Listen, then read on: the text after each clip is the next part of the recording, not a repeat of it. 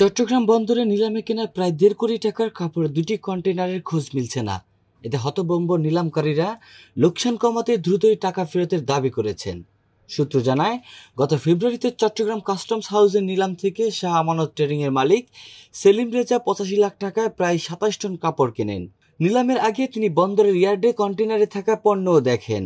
এরপর শুল্ক ও অন্যান্য চার্জ মিলে ১.৭ কোটি টাকা পরিশোধ করেন। কিন্তু ২৬ ফেব্রুয়ারি ট্রাক নিয়ে ইয়ার্ডে গিয়ে দিনভর খোঁজাখুঁজির পর তাকে জানানো হয় কন্টেইনারটি আর নেই। এই ঘটনায় তিনি কাস্টমস কমিশনার বরাবর ৩টি চিঠি দিয়েছেন।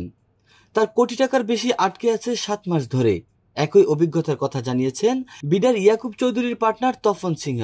অপর এক নিলামে কাপড়ের কন্টেইনার ৩৫,৫১,০০০ টাকায় কিনে ৪২ লাখ টাকা জমা দেওয়ার পর তিনি পণ্য নিতে পারেননি।